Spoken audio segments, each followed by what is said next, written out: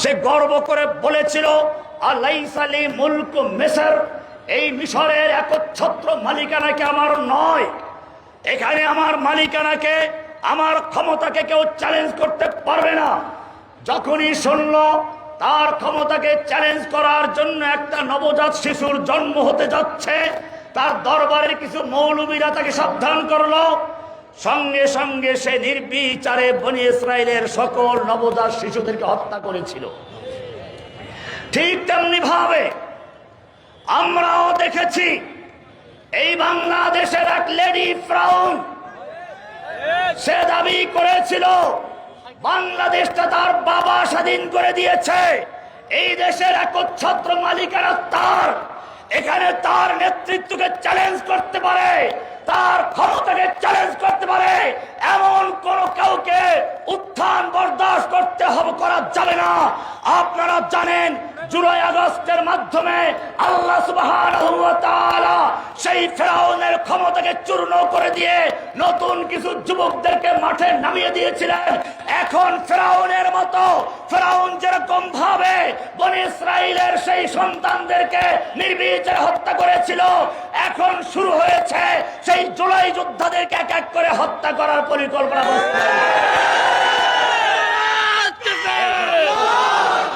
কিন্তু জেনে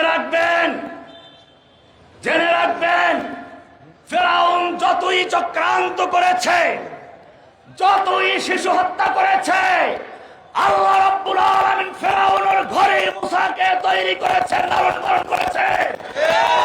ঠিক তেমনি ভাবে ওই স্বৈরাচার ইনশাআল্লাহ আওয়ামী লীগ ছাত্রলীগের মধ্যে এমন ছেলেরা তৈরি হবে যারা ভুল বুঝতে পারে, তওবা করে ওই লেডি ফেরাউনের কবর রচনা করে ছাড়বে ইনশাআল্লাহ। ভাইরা আমার, আপনারা জানেন শয়তানকে আল্লাহ তাআলা জান্নাত থেকে বহিষ্কার করে দিয়েছিল। আদম হাওয়া জান্নাতে ছিল, তাহলে আদম হাওয়াকে শয়তান ধোঁকা দিল কি করে? আদম হাওয়া জান্নাতে, শয়তান বাহিরে, ধোঁকা দিল কি করে? শয়তান মাঝে মধ্যে জান্নাতের দরজার সামনে আসতো আর বলতো আমি বর্ডারে আছি, বাংলাদেশের কাছেই আছি, চট করে ঢুকে পড়ব। এখান থেকে বিভিন্ন চক্রান্ত করেছিল।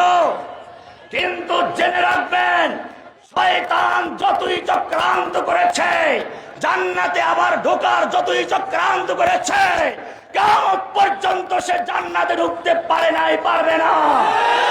বাংলাদেশে যতই ঢোকার চক্রান্ত করো, শয়তান যখন একবার জান্নাত থেকে বহিষ্কার হয়েছে আর ঢুকতে পারে নাই। ও নরেন্দ্র মোদী, জেনে রাখো বাংলাদেশ একটা জান্নাত, বাংলাদেশের প্রত্যেকটা ইঞ্চি ইঞ্চি একটা মসজিদ।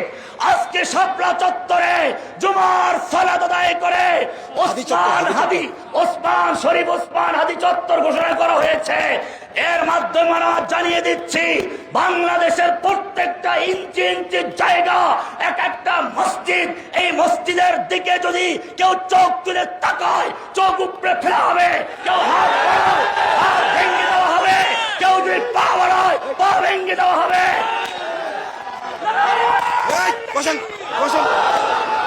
কিন্তু আমি পরিষ্কার বলতে চাই, আমরা ভারতের সঙ্গে বন্ধুত্ব চাই। ভারত আমাদের প্রতিবেশী, ইসলাম প্রতিবেশীর সঙ্গে সদাচরণ করতে শিখায়। আমি নিজে ইন্ডিয়াতে পড়াশোনা করেছি, আমি ইউপিতে ছাত্র, অনেক হিন্দুদের সঙ্গে আমার চলাফেরা ছিল, তাদের মধ্যে অনেক ভালো মানুষ আছে। সুতরাং আমি স্পষ্ট বলতে চাই, ইন্ডিয়ার হিন্দু ভাইদেরকে জানিয়ে দিতে চাই, যারা শান্তি প্রিয় হিন্দু, চাই সে বাংলাদেশে হোক, ইন্ডিয়াতে হোক, দুনিয়ার যেই প্রান্তে হোক, তাদের সঙ্গে আমাদের কোনো শত্রুতা নেই, তাদের সাথে আমাদের কোনো বৈরিতা নেই। কিন্তু যারা বাংলাদেশের স্বাধীনতা সার্বভৌমত্বকে চ্যালেঞ্জ করতে চায়, বাংলাদেশের স্বাধীনতা সার্বভৌমত্বকে ভুলণ্ঠিত করতে চায়, যারা বাংলার মানচিত্রকে ধ্বংস করতে চায়, তাদের জানা উচিত বাংলাদেশের মানুষের সাথে তোমাদের কাছে অস্ত্র আছে, পারমাণবিক বোমা আছে, সব কিছু আছে, কিন্তু তোমাদের সঙ্গে মাওলা নেই। আমাদের সঙ্গে মাওলা আছে, আল্লাহ আছে। কোরআনের সূরা মুহাম্মদ 11 নম্বরে আল্লাহ বলছেন, যালিকা বিআন্নাল্লাহা মাওলাল্লাযীনা আমানু ওয়া আন্নাল কাফিরিনা লা মাওলা লাহুম। মুমিনদের মাওলা আছে, কাফেরদের কোনো মাওলা নেই। সুতরাং জেনে রাখো, যুগে যুগে মুসলিমদেরকে সাহায্য করেছেন কে? আল্লাহ।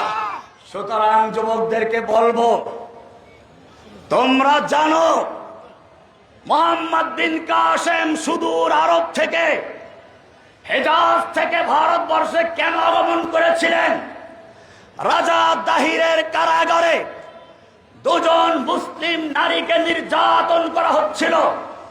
সেই মুসলিম নারীরা নিজেদের রক্তকে কালি বানিয়ে, ওড়নাকে কাগজ বানিয়ে পত্র লিখেছিল তৎকালীন খলিফাতুল মুসলিমিন, ইতিহাসের যদিও জালিম বাদশাহ হাজ্জাজ বিন ইউসুফ, তার কাছে সাহায্য কামনা করেছিল।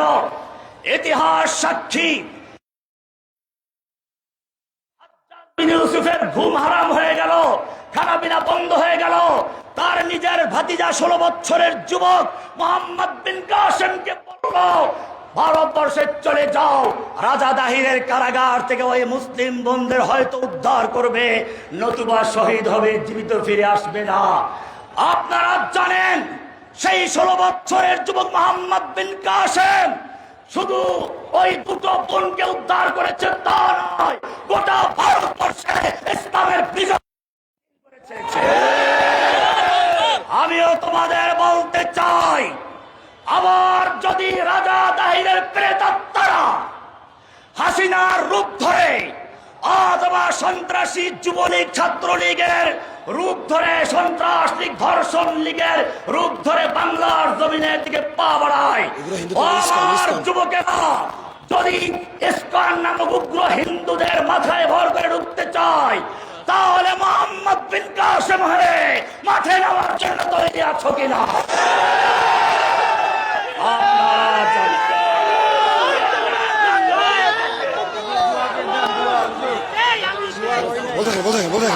আপনারা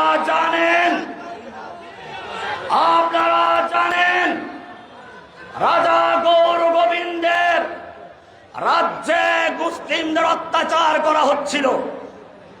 বোরহান উদ্দিন নামে একজন মুসলমান, তার কোনো সন্তান হচ্ছিল না। অনেক দিন পরে একটা পুত্র সন্তান হলো, আকিকার জন্য গরু জবাই করেছিল। এই অপরাধে সেই উগ্র হিন্দু রাজা সেই বোরহান উদ্দিনের হাত কেটে ফেললো গরু জবাই করার অপরাধে। শিশু বাচ্চাটাকে বলি দেওয়া হলো। তখন তিনি দিল্লির মুসলিম শাসকদের সাহায্য চেয়েছিল। আপনারা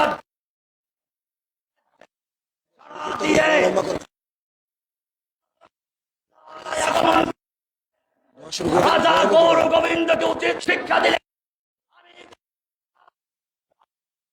বাংলার জমিনের দিকে কোনো ঘটে